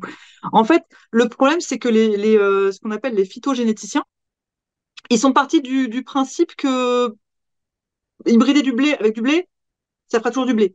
Alors, je suis d'accord. Sauf que euh, vous hybridez deux sortes de blé, il va avoir le nouveau blé, il va avoir 95% du patrimoine protéique de ses parents. Mais il y a 5% qui pop, qui sont nouveaux. Et donc, à chaque fois, à chaque génération, on a hybridé de nouveau le blé, on est venu créer un nouvel aliment euh, dont on n'a jamais mesuré la portée, la nocivité sur l'alimentation humaine. Ça n'a jamais été testé.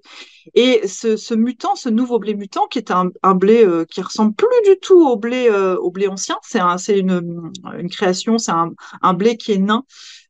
C'est 99% du blé qui est disponible actuellement dans le monde. Et c'est un blé qui ne peut pas pousser par lui-même. C'est vraiment une créature qui pousse sous serre avec des pesticides parce que lui, il y a un coup de vent, il meurt. Donc, c'est un être mutant qui, en plus de ça, est porteur d'aliments extrêmement inflammatoires. Alors, vous avez en tête le gluten. Le gluten, parce que peut-être que vous êtes cœliaque, peut-être que vous êtes sensible à la protéine du blé. Le gluten, d'ailleurs, il n'y en a pas que dans le blé. Et le gluten, en fait, c'est un terme générique euh, qui désigne plus précisément deux familles de protéines, à savoir les gliadines et les gluténines. D'accord? Et en fait, le gluten a un impact très fort sur le cerveau. Alors là, je vous cite une observation qui a été faite en laboratoire par l'équipe de Christine Ziudrou, son équipe du NIH, qui ont observé le processus de dégradation du gluten dans la digestion. Donc le gluten, en fait, quand il se dégrade, il va former ce qu'on appelle des polypeptides. Ces polypeptides ont une particularité, c'est qu'ils peuvent franchir la barrière encéphalo-hématique. Ça veut dire quoi? Ça veut dire que ces polypeptides peuvent rentrer dans le sang, dans votre cerveau. Quand ils sont dans votre cerveau, ils se comportent comme des exomorphines. Alors, c'est quoi exomorphine? Exo, ça veut dire en dehors. Morphine, donc les opiacés, n'est-ce pas? Endo, ça serait dedans, donc vous avez des endomorphines, par exemple. Et donc, les exomorphines vont se lier aux récepteurs des opiacés, aux récepteurs de la morphine. Et ça va stimuler le schéma de la récompense. Et en fait, quand vous mangez du gluten, vous avez un sentiment d'euphorie. Ça vous fait consommer plus que si vous n'en aviez pas mangé. Donc, par exemple, vous êtes au restaurant, vous attendez votre menu, il y a une petite corbeille de pain, hop, vous allez piocher un petit morceau de pain. Ça va vous faire manger plus au repas qui suit que si vous n'aviez pas touché à ce petit morceau de pain. Ce petit morceau de pain mutant qui est blindé de gluten inflammatoire. Donc, ça, c'est juste un exemple sur un aliment, sur le blé, mais il faut imaginer qu'il y a énormément de végétaux qui ont été transformés, peut-être pas autant que le blé, mais le maïs, hein, c'est pareil. Le maïs, c'est aussi un champion hors compétition, un champion de la mutation. Donc voilà, c'est pour vous indiquer que tout ça n'est pas sans risque et que là, je parlais de l'appétit, mais par exemple, sur des personnes qui sont schizophrènes, ça peut aussi augmenter les crises d'hallucinations auditives et tout ça. Et c'est dommage parce que cette observation qui a été faite par ces scientifiques n'a pas été jusqu'à faire des groupes tests avec des personnes qui seraient privées de gluten et des personnes qui continueraient à en consommer pour vérifier justement la nocivité. En même temps, la conclusion, ça aurait été quand même assez simple, ça aurait été éviter d'en consommer de trop. Mais voilà, on n'a pas été jusque-là. Dommage. Dommage. Au sujet du blé, donc le blé ancien, comme tu avais dit au début, il a 14 chromosomes. Après, on a eu l'amidonnier qui est passé à 28 chromosomes. Puis le blé d'aujourd'hui, il en a 42.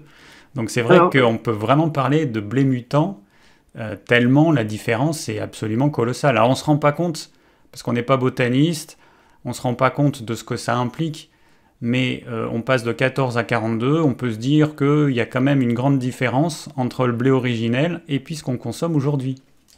Et encore, le blé à 42 chromosomes, c'est celui que connaissaient nos grands-parents. Le blé actuel, ça explose. Ouais, et puis il n'y a pas que ça, évidemment. Donc dans les lectines, il y a aussi la WGA, Wheat Germ Agglutine, qui serait, alors je pense que c'est Gundry qui en parle, qui serait Oui, c'est Gundry qui en parle. encore plus problématique que le gluten. Bon, mais dites-vous que des lectines, il y en a dans absolument tous les végétaux. C'est juste qu'il y en a certaines qui nous poseront plus de problèmes que d'autres, et que c'est à nous de jouer les détectives, de déterminer ce qui nous pose le plus de problèmes, et donc d'éviter au maximum les aliments végétaux qui vont contenir ce type de lectine. Le but, c'est pas de tout supprimer et de devenir tous carnivores. En tout cas, moi, je suis pas du tout prêt à le faire et pour l'instant, je vois pas l'intérêt. Mais voilà, il faut investiguer et puis ben, on garde ce qui vraiment nous pose problème juste pour des repas quand on est invité éventuellement, des repas exceptionnels. Moi, au quotidien, je ne mange jamais de pain. Mais par contre, si je suis invité et qu'on me donne, et que j'ai pas le choix, parce que des fois, il y a quelque chose qui est fait sur un toast, bon, eh ben, je vais manger, voilà. Je vais manger ma petite tartine de pain, ça va pas me tuer, hein, on est d'accord. Et puis j'ai envie de faire honneur à la personne qui a quand même mis un certain temps à préparer ça. Mais par contre, c'est vrai que je vais pas en manger. J'en ai dans mon congélateur du pain, parce que quand je reçois de la famille ou des amis qui restent à la maison, eh ben, ils ont du pain pour eux, mais moi, j'en mange pas. Et le fait de ne pas en manger, ça enlève l'envie d'en manger. Parce que si vous commencez à en manger, de toute façon, moi j'ai remarqué, je mange un aliment addictif, une fois, ça va. Les personnes sensibles, une fois, c'est déjà une fois de trop. Mais moi, une fois, ça va. J'en mange le lendemain, ça va. J'en mange le surlendemain, et là, je commence à être accro. Et quand j'arrête, j'ai envie d'en manger encore de cet aliment. Si j'en mange pendant quelques jours, et que j'arrête, eh ben, pendant quelques jours, je vais avoir en tête l'envie de manger de cet aliment-là. C'est incroyable l'effet que ça a. Avant, je ne me posais pas de questions, parce que j'en mangeais régulièrement, et puis ça me paraissait naturel, et puis bon. Mais là, le fait d'avoir des périodes où je rajoute certains trucs, que j'enlève, parce que je veux pas à nouveau rentrer dans cette addiction, ben je me rends compte que c'est un vrai problème, et que c'est une vraie drogue. Alors c'est des petites drogues certains. Par exemple, moi, c'est le chocolat, où là, il n'y a pas très longtemps, on en a mangé avec François pendant 10 jours, et il fallait arrêter, tu vois. Il fallait arrêter parce que je me rendais compte que là, je commençais à nouveau être dans le schéma, j'ai besoin d'en manger plus, mais ça m'apporte finalement moins de plaisir, et je sens que mon foie, ça lui plaît pas, ce chocolat. Alors, pourtant, là, c'était une quantité assez faible, hein. C'était du style un carré et demi à notre premier repas. Donc nous, notre repas du midi, c'est à 9 heures. Donc notre premier repas de la journée, un carré et demi. Pas au deuxième repas. Eh ben, c'était trop. Voilà. Aujourd'hui, c'est devenu trop. Alors qu'il y a T'as des pas gens... mangé de chocolat à Pâques? Si, ben justement, c'était à la période de Pâques. J'ai acheté quelques tablettes de chocolat autour de 90% de cacao. Et donc, bah voilà, quoi, on les a finis, les tablettes. 4 tablettes à 2 en 10 jours. Voilà, c'est pas énorme, hein. Avant, c'est ce qu'on mange. Avant, quand on mangeait du chocolat, c'était quand même une demi-tablette par jour à 2, voire plus. Un peu plus d'une demi-tablette par jour à 2. Donc voilà, c'est mieux, mais en fait, je me rends compte que ça va pas. Voilà, ça va pas, c'est trop, c'est... Ça me surprend pas du tout, hein. Moi, je pouvais manger une demi-tablette toute seule de chocolat Côte d'Or en noisettes. Ça me... Ah bah, alors, le chocolat Côte d'Or, très sincèrement, je sais pas ce qu'ils mettent dedans, mais c'est un truc... C'est de la drogue, Ils mettent de la coke, c'est sûr. c'est sûr. C'est trop addictif, ce chocolat. Moi, j'en mange plus, hein. Enfin, j'en mange plus, Non, ça fait des années. Mais pareil. c'est vrai que je me rappelle, même leur chocolat noir, pour moi, il est de noir que le nom, hein. Je le trouve tellement sucré, tellement... Non. je sais pas ce qu'ils mettent dedans. Si ça se trouve, il y a des trucs qu'ils mettent et qui font pas partie de la liste des ingrédients. Je sais pas. Ah, ils sont obligés quand même. Et puis en plus, nous, on a ce truc-là en France où on a de la chance, c'est qu'en France, il est interdit dans le chocolat de mettre des arômes chocolat. En Belgique, vous avez le droit. Donc faites attention les Belges parce que des fois, vous consommez... Alors si c'est écrit, je sais plus comment ça s'appelle, mais ils peuvent pas mettre chocolat, mais s'ils mettent arôme chocolaté ou friandise chocolatée, méfiez-vous, c'est peut-être pas du chocolat. Donc Mm. regardez derrière. Des fois, on vous met des trucs. Mais en France, nous, quand voilà, pour que ce soit appelé chocolat, je sais plus combien de pourcentage c'est. C'est pas énorme, hein. C'est pas fifou. Mais il faut quand même qu'il y ait une base de cacao. Après, on est d'accord, les fèves de cacao, ça peut être vraiment de la très très sale qualité, des fèves pourries, des trucs comme ça. Euh, pour trouver du bon chocolat, faut creuser un petit peu. Juste, en France, et je pense que c'est pareil dans le monde, il y a des ingrédients qui ne figurent pas dans la liste des ingrédients et qui sont présents. Ça s'appelle les additifs technologiques. Et des fois, les Ah, industriels, ils vont dire que c'est un additif technologique, c'est-à-dire que c'est quelque chose, une substance qu'ils ont besoin de rajouter au cours du processus de fabrication. Ils vont dire que c'est un additif technologique, alors que ça ne l'est pas vraiment. Et c'est comme ça qu'ils arrivent à nous mettre des saloperies sans qu'on le sache, et ça ne fera pas partie de la liste des ingrédients. Et ça, c'est un problème aujourd'hui. Pour l'instant, la réglementation, c'est une zone d'ombre. Voilà, c'est une zone d'ombre. On n'a pas 100% des ingrédients dans un produit transformé. On n'a pas 100% des ingrédients qui font partie de la composition, t'as, malheureusement. t'as tout à fait raison parce que tu me dis ça et ça me fait penser justement que j'avais regardé un reportage sur les fèves de cacao et que dans les additifs technologiques, à un moment, dans le processus de fabrication, ils utilisaient du gaz. Un gaz pour faire changer, je sais plus quel composant, et ça figure pas Hmm, dans les ingrédients, alors que ça va forcément rentrer dans le produit, tu vois. ouais. Alors on aurait pu parler encore pendant des heures et des heures des changements alimentaires au cours du XXe siècle, mais on s'arrête là, parce que je pense qu'il y a plein de choses que vous savez déjà, puis il faut bien s'arrêter un jour. Là, on va faire un petit question-réponse. Alors, dans la première vidéo, il y a des commentaires ou des questions qui ont été posées, et donc je vais lire certaines de ces questions, et puis on va y répondre. Alors moi, j'avais déjà donné des réponses, mais comme je pense qu'il y a certaines questions ou certains commentaires qui ont un intérêt pour tout le monde. Et ben voilà, quelqu'un qui s'appelle Subodas et qui me dit « Essayez le beurre jerky avec du beurre pour remplacer les snacks ou gourmandises sucrées ». Alors le beef jerky, c'est en fait du bœuf séché. Sauf que moi, je suis allé voir sur Internet et puis j'ai trouvé qu'il y avait une marque qui s'appelait Beef Jerky. Et du coup, j'ai regardé les produits qu'ils vendent. Donc j'ai regardé la version originale. Et donc ce qu'on voit dans la version originale, c'est qu'il y a de la viande de bœuf, numéro 1. Numéro 2, on a du sucre. Numéro 3, on a du sel. Numéro 4, soja. Sauce de soja avec, à l'intérieur de la maltodextrine, qui est du sucre. Ensuite, on a des protéines de maïs hydrolysées, de l'extrait de levure. Alors, extrait de levure, quand vous voyez extrait de levure, ça veut dire glutamate monosodique, c'est-à-dire exhausteur de goût. C'est le moyen qu'ont trouvé les industriels pour ajouter cet exhausteur de goût, qu'on appelle le glutamate, sans faire figurer le mot glutamate dans la composition. Dès qu'il y a marqué extrait de levure, c'est du glutamate.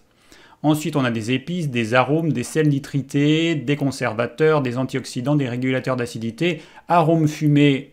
Celui-là, il est cancérigène, donc il est vraiment top. Et du coup, moi, je réponds à celui qui m'a parlé de ça en pensant que c'était de cette marque dont il parlait, en disant que c'est génial, ces produits tout préparés quand on est en cétogène, et en lui disant que c'était quand même de la merde son truc. Et puis il m'a répondu non, en fait je voulais dire bœuf séché. Mais tout ça pour dire que vous avez des produits tout prêts qui sont proposés pour les carnivores, pour les cétogènes, pour ceux qui sont en régime cétogène. C'est vraiment de la merde. Lisez la composition et vous verrez vraiment que ce que ça contient, ça ne devrait pas être mangé. Ça existe peut-être en version plus clean. J'en ai déjà consommé, on m'avait envoyé du bœuf séché d'une marque justement keto. Donc à mon avis, ça devait être un peu plus propre. Je me rappelle plus la composition exacte. Par contre, j'aime pas le goût. Je trouve que souvent ils mettent des arômes et c'est pas forcément heureux et j'aime pas trop en consommer ce genre de produit. Je sais pas si c'est facile à faire du bœuf séché soi-même. Si, tu peux le faire, hein. Tu le mets dans un four, tu fais des tranches suffisamment fines, j'imagine, parce que si c'est pas fin, pour le manger, il va falloir un marteau-piqueur, hein, je suppose. Donc, oui, si, ça peut se faire, hein. Tu peux le faire dans ton four. Moi, j'ai un déshydrateur, mais tu fais dans ton four à une température assez basse, à 60 degrés, chaleur tournante, si, ça marche. Mais bon, encore une fois, ça fait partie des aliments qu'on nous propose, soi-disant pour nous faciliter la vie, parce que, bon, si j'ai vu, le bœuf séché, ça existe en version tout à fait correcte dans la composition. En théorie, c'est du bœuf séché. C'est-à-dire qu'on en trouve où il n'y a rien d'autre. Après, je ne sais pas ce que ça donne gustativement parlant, si c'est sympa, mais après, on peut se faire des œufs durs, on peut se faire... Si vraiment on a besoin d'un snack, ce qui n'est pas du tout normal, hein, quand on est en régime cétogène, c'est pas normal qu'on ait besoin de snack. Normalement, on mange un repas, on n'a pas faim jusqu'au repas suivant, ensuite on a faim, on mange le repas suivant, et puis c'est comme ça qu'on est censé faire. Si jamais on a faim, c'est pas normal. Il y a un truc qui va pas. Si vous êtes en déplacement et que vous avez besoin d'emporter de la nourriture et que vous n'avez pas de frigo, vous n'avez pas de quoi faire la cuisine, comme dit David, des œufs durs, du saucisson. Il y a des alternatives simples qui peuvent exister. Alors après, il y avait un Benjamin qui m'avait dit, donc super intéressant, j'ai commencé le cétogène il y a 2 mois, par contre je prends des laitages tous les jours, soit des yaourts, soit du kéfir, soit des fromages, j'ai une ferme à côté de chez moi et ça me revient vraiment pas cher. Et c'est délicieux, mais après vous avoir écouté, je me dis qu'il faudrait que j'arrête. Mais ça va être très très dur, ha ha ha. Donc là, je lui ai répondu effectivement, le laitage est un aliment gris qui ne doit pas être considéré comme un aliment cétogène de base. C'est plus notre dessert à nous en céto. C'est donc un aliment plaisir. J'ai fait une vidéo sur les aliments gris, donc j'ai répertorié tout ce que je considère être un aliment gris, sachant que j'en ai rajouté par rapport à la liste communément admise. Pour moi, dans les aliments gris, je rajoute les protéines animales trop cuites. Et la protéine animale trop cuite la plus connue, c'est la sardine en boîte. Alors, ouais. J'ai bien étudié mon sujet, j'ai regardé la température de cuisson, le temps de cuisson, à partir de combien de degrés les protéines commencent à être dénaturées, donc c'est quand même à partir de 50... En fait, elles commencent à être dénaturées à partir de 40 degrés, déjà, mais ça commence à être problématique au-delà de, on va dire, 70, au-delà de 70 degrés, ça commence à être problématique. Et donc dans les sardines en boîte, on atteint, si mes souvenirs sont bons, c'est 120 degrés à peu près, ou 115. Donc on est bien au-delà de cette température où les protéines commencent à être dénaturées. Et du coup, voilà, donc moi dans ma liste d'aliments gris, bah, j'ai rajouté les produits à base de noix de coco. Alors encore une fois, c'est une liste, et donc chacun doit regarder si c'est un aliment gris pour lui ou pas. C'est pas une liste de produits qui posent problème systématiquement à tout le monde en intensité très forte. Mais comme François et moi, on est hypersensibles, on s'est rendu compte que les produits à base de noix de coco, qui sont pourtant largement conseillés en régime cétogène, eh ben ça nous posait problème. Ça, les sardines en boîte et tous les trucs, toutes les viandes trop cuites, le confit, les plats en sauce trop cuits, mais trop cuits à température élevée, ça pose problème. Alors que tu prends une viande que tu fais cuire à basse température, c'est aujourd'hui la mode dans les grands restaurants, c'est-à-dire qu'à cœur, ça, c'est autour de, je crois, la température idéale, c'est 62-63 degrés. Donc tu as une viande que tu fais cuire 3 heures, elle sort, elle est rosée, et là, même si elle a cuit longtemps, comme c'était une basse température, en termes de digestion, ça pose plus du tout les mêmes problèmes. En termes de goût, c'est quand même autre chose, hein. C'est Enfin, moi, j'ai déjà excellent. fait cuire une viande pendant je sais plus combien d'heures. Ça révèle les saveurs, c'est incroyable. Et pour en revenir à ce que disait la personne, donc est-ce qu'elle peut consommer des yaourts tous les jours, des fromages tous les jours? C'est vraiment au cas par cas. Il y a des personnes qui ne peuvent absolument pas parce qu'elles n'ont pas les défenses immunitaires pour, elles n'ont pas le microbiote, elles n'ont pas la mutation pour. Et il y en a d'autres qui vont avoir un terrain beaucoup plus permissif. Donc ça dépend vraiment des gens. Après, attention, il y a quand même des glucides dans les yaourts, tout ça. Euh, Si tu veux continuer à consommer des fromages et du yaourt, c'est tout à fait possible. Par contre, il faut essayer de varier les sources de protéines et pas manger toujours le même fromage ou le même yaourt. Je suis tout à fait d'accord. L'idée, ce serait d'avoir peut-être différents aliments plaisir on fait comme les cultures, on fait de la rotation, de façon à éviter que notre système immunitaire qui soit pas toujours entretenu par le même aliment qui va entretenir cette inflammation. C'est un petit peu comme si vous aviez un feu à l'intérieur et puis que vous balancez de l'essence. En fait, c'est ce qui se passe quand vous mangez un aliment inflammatoire. Même si l'inflammation elle est faible par rapport à d'autres aliments qui vont générer quelque chose de vraiment intense, vous allez voir tout de suite, là c'est quelque chose de léger mais qui va mettre votre système immunitaire en branle-bas de combat 24 heures sur 24 avec un niveau d'intensité faible, mais comme c'est 24 heures sur 24, ça va quand même poser problème. Et voir aussi que le fromage, le yaourt, ce sont des aliments qui sont extrêmement addictifs. Et pourquoi? Parce que ça va déclencher une réaction de plaisir. Donc, il faut peut-être te demander pourquoi est-ce que tu en as besoin aussi souvent en permanence? Est-ce qu'il n'y aurait pas une petite carence de sérotonine? Est-ce qu'il n'y aura pas quelque chose à chercher de ce côté-là? Donc, peut-être essayer d'autres aliments qui peuvent te donner de la sérotonine. Justement, parler de saucisson, hein, très gras, très salé, ça peut être un moyen de contrebalancer. Donc, comme disait David, essayer de varier les, euh, les aliments plaisir pour contrebalancer. Et après, il faut aussi se dire que quand on a besoin d'aliments plaisir, c'est vrai que c'est un indicateur qu'il y a quelque chose qui ne va pas. Alors, la première chose, ça peut être parce que on a besoin de stimulation positive, parce que on n'est pas bien, parce que la vie elle est trop stressante, et on va utiliser la nourriture pour se détendre. Donc ça peut être ça. Et ça peut être aussi que notre alimentation est carencée. Donc tu parlais de sérotonine, mais on peut être carencé en différents nutriments. Et peut-être qu'il faudrait revoir notre alimentation. Est-ce que nos repas ils sont pas un petit peu trop monotones? Est-ce qu'on mange pas un peu toujours la même chose? Parce que le menu cétogène ou carnivore steak beurre, c'est clair que vous n'allez pas apporter à votre corps tout ce dont il a besoin. On n'est pas fait pour manger uniquement du muscle et du beurre. Alors je sais que c'est facile, mais il faut des fois se casser un petit peu plus la tête pour apporter au corps une alimentation variée qui va apporter un peu de tous les nutriments dont on a besoin. Voilà, donc ça peut être une piste. Regardez si on n'utilise pas l'alimentation pour apaiser notre stress, ou alors si l'alimentation elle n'est pas équilibrée et donc on est carencé. Puis juste une chose, si vous voulez consommer des produits laitiers, essayez de le faire plutôt le matin ou en début de journée, parce que c'est des aliments qui sont assez longs en fait à digérer. Donc c'est plus compliqué de les digérer le soir. Donc le soir, on s'abstient ou on en mange moins, mais vaut mieux que ce soit en début de journée si vous en consommez. D'ailleurs, ça me fait penser à un truc dont je me suis rendu compte. J'ai l'impression que quand je mange beaucoup de gras le soir, je mets vraiment beaucoup plus de temps à le digérer et puis en plus ça entrave mon sommeil. Alors quand je dis beaucoup, ça veut dire un repas avec 150 grammes de gras. Donc si je compte le gras que j'ajoute plus le gras qui est naturellement dans les aliments, 150 grammes ça commence à faire. Et donc c'est une question que je me pose. Pour l'instant, j'avais tendance à diviser la quantité de gras sur mes deux repas.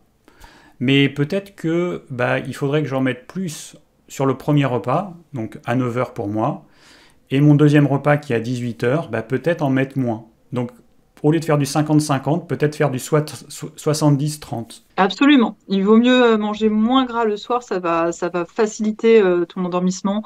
Ça va aussi, tu stockeras moins aussi.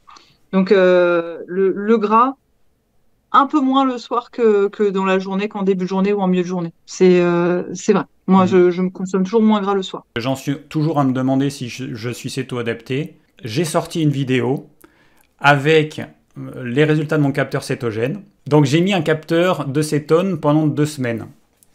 Résultat très intéressant. Et j'ai mis en même temps un capteur de glycémie. Et je me suis rendu compte que ma glycémie, elle était trop élevée. Elle est autour de 90-100. Mais de façon continue, mais trop élevée. Je suis en cétogène, c'est pas normal que je sois à 90-100.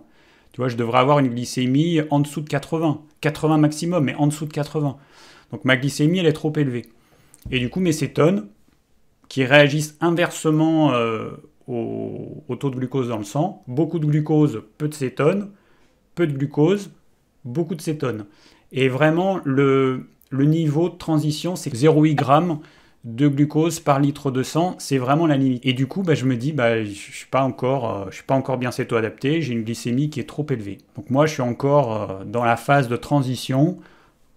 Toi, tu n'y es plus depuis un petit moment. Donc je fais mes expériences, mais pour l'instant, ouais, le gras, tu vois, j'ai mis quand même pas mal de mois à m'y adapter.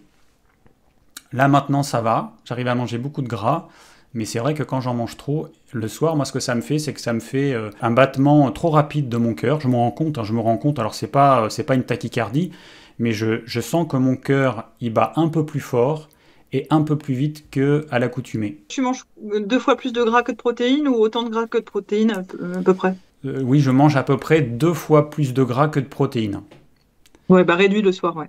Autre remarque, alors ça c'est des remarques qui viennent souvent quand on parle de cétogène. Là on a parlé de l'histoire de l'alimentation des humains. Là quelqu'un me dit « Merci pour votre vidéo. En conclusion, l'homme est plus carnivore qu'herbivore. » C'est-à-dire que les gens en fait, ils vont vers le réductionnisme. L'humain, il mange en fonction de la nourriture qu'il a à disposition là où il est. Le problème aujourd'hui, au XXIe siècle, c'est que les pays riches, ils ont à disposition les aliments de toute la planète. Donc aujourd'hui, la problématique, elle est différente de ce qu'on a pu parler dans l'histoire des humains, où des fois, ils n'avaient que des patates à manger. Par exemple, les Irlandais, ils n'avaient que des patates à manger. Puis un jour, il y a eu une maladie qui s'appelle le mildiou.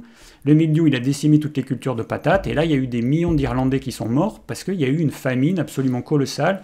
Et puis l'État britannique, il s'est dit, on s'en fout, c'est des pauvres, on les laisse crever.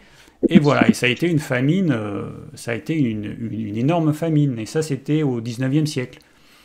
Donc l'homme, il est omnivore et il mange en fonction de ce qu'il a. Aujourd'hui, le problème, c'est qu'on a tout. Donc c'est vrai qu'on peut se poser la question, est-ce qu'on est carnivore ou omnivore? Alors pas herbivore, parce que ça n'a pas de sens de demander si l'humain est herbivore. Bon, jusqu'à preuve du contraire, on n'est pas fait pour brouter de l'herbe. Dans l'histoire de l'humanité, on n'a jamais vu un humain qui a brouté de l'herbe. Ou alors il faut remonter mais très très loin en arrière, aux ancêtres des humains, aux ancêtres des hominidés. Mais même.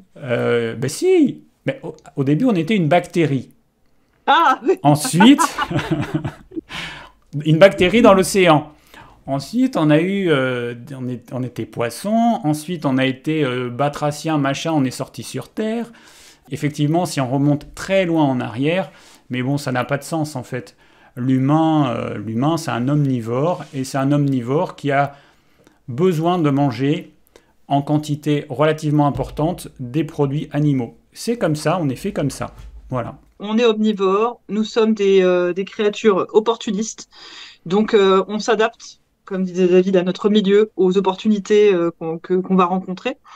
Comme on le disait, durant de très très longues phases de notre histoire, on a fait face à des périodes de glaciation où il n'y avait pas forcément beaucoup de végétaux, donc on a mangé principalement des produits d'origine animale. À savoir que ce qui peut être dangereux pour nous en termes de carences, ça va être les carences protéiques, parce que les carences protéiques peuvent entraîner notamment des retards de croissance, voire la mort. Les carences lipidiques, c'est pareil, ça peut être mortel. Une carence de glucides, on peut y faire face. La seule chose qu'on pourra mettre dans la balance, c'est que même si on va aller vers une alimentation qui peut être majoritairement carnée, ça peut être possible, on aura toujours un apport de fibres. Enfin, dans toutes les civilisations qu'on a pu connaître dans l'histoire, il y a toujours eu en balance quand même un peu de fibres, un petit peu de végétaux. On n'a jamais été carnivore strict. Donc ça, je le rappelle, on n'est pas, on n'a jamais mangé 100% de la viande. Il y a toujours eu autre chose. Et même quand on venait à en manquer, on allait trouver d'autres opportunités d'en consommer en consommant des petits os, des écailles de poisson. On apportait des bioaliments qui faisaient l'office des fibres végétales. Donc, on est opportuniste, on consomme ce qu'on peut. Par contre, on n'a jamais été strictement végétalien. Non. C'est pas possible, hein. Tu vois, Non. à midi, je lavais de la salade. Alors, une bonne salade bio, il y a un ami qui passe à l'improviste à la maison, il regarde ma salade, parce qu'il y avait plein de petites limaces et plein d'autres insectes, c'est des perce-oreilles, plein de trucs. Il dit, putain, mais ta salade, on voit qu'elle est bio, hein. Je lui dis, bah voilà, il y a nos protéines animales, si je la lave pas trop, on aura plein d'insectes, des limaces. C'est ça. Mais je dis ça parce qu'en fait, bon, moi, ça m'est déjà arrivé de manger une petite limace dans la salade qui n'était pas bien nettoyée. C'est pas un truc que j'aime, je recrache, mais c'est impossible d'être végétalien tel qu'on l'entend aujourd'hui, parce que des insectes, il y en a forcément, et puis ça n'a pas de sens en fait. Entre ne pas vouloir faire de mal aux animaux, et ce qui est tout à fait louable, et moi je ne veux pas faire de mal aux animaux non plus, mais exclure intellectuellement tout animal de son alimentation, ça n'a pas de sens. Si l'animal, il est mort naturellement, si c'est un insecte qui est mort dans la farine qui a servi à faire, je sais pas, les pâtes que le végétalien il mange, ça va pas le tuer qu'il mange un insecte. Alors après, il y avait une autre question de Greg, enfin une autre question-remarque. Bonjour David, tu as déjà dit que les charcuteries sont indigestes. Est-ce que tu pourrais expliquer pourquoi? Car j'ai de la difficulté à comprendre comment, par exemple, du jambon prosciutto, alors je sais pas si je prononce bien, pourrait être C'est le jambon indigeste. italien, quoi. Voilà. Pourquoi ça serait indigeste alors que c'est seulement du porc et du sel? Alors déjà, dans la charcuterie, il y a différents trucs. Tu as des aliments qui sont conservés par différents procédés. Premier procédé, déshydratation et sel. Donc qu'est-ce qu'on fait? On prend un jambon. Dans un jambon cru, tu as à peu près 60-70% d'eau. Donc ce qu'on fait quand on fait du jambon italien ou du jambon de Bayonne, c'est que on va enlever l'eau, on va faire sécher la viande et on va rajouter du sel qui va permettre d'empêcher le développement microbien. Voilà. On va avoir un développement microbien de levures, de bactéries qui sera contrôlé grâce au sel. Le seul problème, c'est que quand tu as une viande qui se conserve quasi indéfiniment, cette viande, elle va aussi rendre nos enzymes partiellement inactives, parce que si ça se conserve aussi bien, nos enzymes vont avoir beaucoup de mal à digérer ce type d'aliment. Et tu prends un morceau de porc cru, que tu te fais légèrement cuire à cuisson qu'il faut, tu prends la même quantité de jambon de Bayonne, et tu vas voir que la digestion, c'est pas du tout la même. Tu peux avoir des sensations un petit peu de remontée acide, tu peux avoir une lourdeur, mais tu verras que c'est pas du tout la même. Et moi, je dis ça aux gens aussi qui comparent les sardines en boîte et les sardines fraîches. Ils mangent la même quantité. Et ils vont voir que la digestion, c'est pas la même. Peu importe ce qu'ils ressentent, mais ils verront que c'est pas équivalent. Il y a des personnes qui sont plus sensibles et qui vont avoir une véritable indigestion. Et puis, il y a des personnes qui vont voir qu'il y a quand même une différence. Après, tu peux conserver de la viande par la fumigation. Donc, tu conserves la viande de cette façon-là. Donc là, c'est des composés un peu cancérigènes qui vont aussi permettre de stabiliser la viande. Et donc là, encore une fois, ça va être une viande qui va être déshydratée. Et puis après, tu as un autre procédé qui est la cuisson excessive avec la stérilisation. Et donc là, tu vas cuire une viande longtemps, à une température élevée sous pression, pour pouvoir faire en sorte qu'il n'y ait pas de développement microbien. Donc tu as ça. Donc ça, j'en ai déjà parlé, c'est indigeste parce que les protéines, ce sont des molécules qui sont très fragiles et qui commencent à se dénaturer à une température relativement basse, mais en termes de digestion, quand ça dépasse 80 degrés, ça commence à être problématique. Et puis après, tu vas avoir toutes les charcuteries qui vont être trop cuites. Le pâté, les rillettes, le boudin noir aussi. Moi, j'aime le boudin noir, mais chaque fois que j'en mange, je me rends compte que c'est super compliqué à digérer. Il pas. Ça, c'est vraiment la galère. Donc voilà, en fait, la charcuterie, il faut quand même pas oublier qu'au départ, c'était pour pouvoir utiliser toutes les parties de l'animal et puis pour pouvoir les conserver. Aujourd'hui, on a quand même la possibilité de manger quasiment toutes les parties fraîches et même les viandes un peu coriaces. On a un truc qui s'appelle le hachoir à viande qui quand même fait des miracles et qui permet de manger des viandes qui sont dures comme du béton, de pouvoir les manger sous forme de viande hachée. Donc on n'est pas obligé de cuire tout très longtemps pour pouvoir consommer la viande fraîche. On a aujourd'hui, en 2024, d'autres possibilités qui ne vont pas dénaturer la viande et qui vont nous permettre de consommer des parties qu'on n'aurait pas pu consommer à moins d'une cuisson hyper longue. Voilà pourquoi je parle d'indigestion, donc indigestion ou mauvaise digestion, sachant que le degré de mauvaise digestion va dépendre des uns et des autres. Ça dépend de la quantité que tu manges, ça dépend du moment où tu le manges, comme tu l'as dit tout à l'heure. Entre un repas le soir qu'on va mal digérer et un repas le midi ou le matin qu'on va mieux digérer. Ça dépend de notre âge. On sait bien qu'à 70 ans, on digère moins bien qu'à 30 ans. Ça dépend de ce qu'il y avait en plus dans ce repas, etc., etc. Donc il y a quand même plein de facteurs qui vont faire qu'on aura une digestion plus ou moins bonne ou plus ou moins mauvaise. Mais si je compare par rapport à la même viande mais fraîche que je fais cuire juste comme il faut, la digestion, ce n'est pas la même. Ce n'est pas du tout la même. Et chacun peut en faire l'expérience, de voir juste que on ne digère pas de la même façon, que le ressenti n'est pas le même. Après, encore une fois, certains vont avoir des réactions assez extrêmes. Par exemple, François, lui, quand il mange du confit, il le vomit. Parce que carrément. Mais la digestion, elle est carrément bloquée.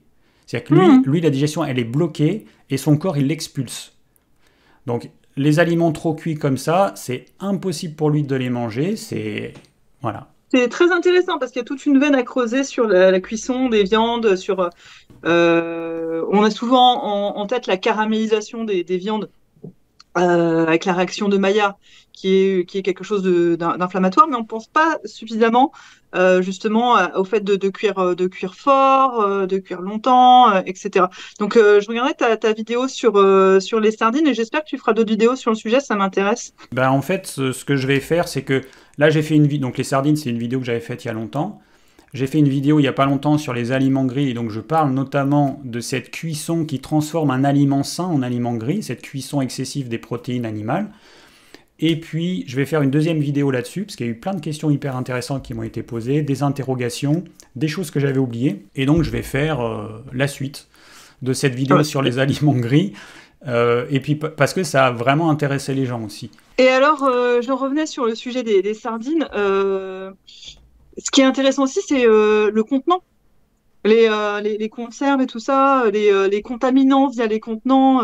Donc en fait, c'est un sujet qui est sans fin parce que tu vas parler des températures, mais tu peux aussi parler de la manière de conserver, dans quelle boîte, sous quelle forme, est-ce que ça a de l'intérêt ou pas de creuser sur le sujet. Et oui, carrément. Parce que quand on parlait de l'environnement, conserver un aliment dans une boîte en plastique ou dans une boîte en verre, c'est pas la même chose. Il y a quelqu'un qui me disait les sardines fraîches, c'est pas écologique, faut les conserver fraîches, c'est plus écologique de faire des sardines en boîte. Je lui dis non mais tu rigoles.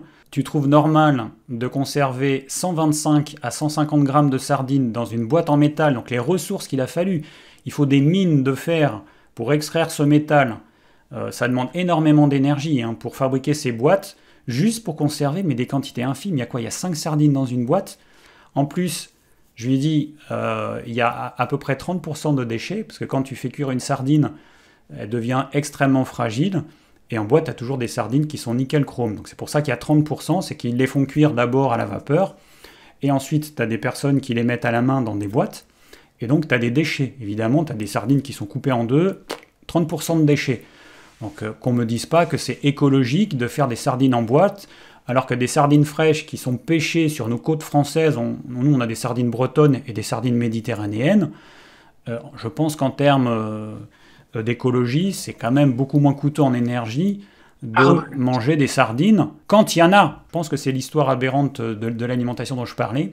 Il parle du poisson aussi, et du poisson d'élevage. Pour faire 700 grammes, alors bon les chiffres, je ne sais plus si c'est exactement ça, mais l'idée c'est ça. Pour faire, je crois, 500 grammes de viande de saumon, il faut 700 grammes de poisson sauvage, donc sardines, anchois.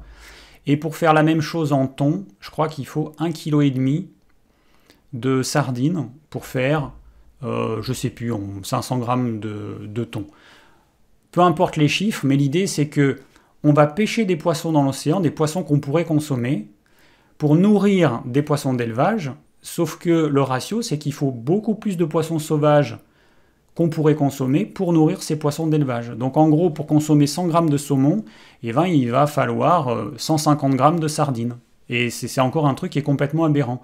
Consommons des sardines fraîches plutôt que de consommer du saumon frais, parce que ce saumon frais, il aura entraîner la pêche de beaucoup plus de poids de sardines que le poids de saumon qu'on va manger. Quand on parle de poisson, on se comprend, c'est pas du poisson, c'est des granulés à base de farine de poisson ou à base d'huile de poisson. Si vous voyez tourner des vidéos avec des saumons d'élevage, vous avez plus envie d'en manger, ils sont blindés de poux. Oh là là, ça fait de la peine quand même, c'est horrible la façon dont ils sont élevés, quoi. Mais oui, et ça c'est vraiment l'humain, vraiment. Il peut faire des super choses, mais il peut faire des choses horribles. Et il le fait dans tous les domaines. On arrive à une conclusion qui est extrêmement positive. Je suis content de nous. Bon, on arrive à la fin de cette vidéo parce que ça fait très longtemps qu'on parle. Et il va falloir finir. Voilà, donc on arrive au terme de cette vidéo. J'espère que vous avez appris plein de choses. Donc merci Géraldine de t'être prêtée à ce jeu. Moi j'aime beaucoup maintenant de faire ces vidéos à deux parce que j'apprends plein de choses, les gens vont apprendre plein de choses. Et puis bah, tu apportes une autre énergie. Moi j'apporte une certaine énergie, puis toi tu apportes une autre énergie. Puis je trouve que ça se marie bien nos deux énergies. Donc un grand merci à toi. Merci à toi, je suis d'accord avec toi, je trouve qu'on fonctionne bien, il y a une bonne synergie entre nous et j'espère que vous l'avez ressenti et que vous y avez été sensible et que vous avez apprécié cette vidéo, qu'elle vous a amené de l'information sous une forme assez intéressante et ludique. Je n'en doute pas. Merci à tous d'avoir suivi cette vidéo, j'espère qu'elle vous a plu. Si vous avez des questions ou des commentaires, n'hésitez pas. Et je vous dis à très vite pour une nouvelle vidéo.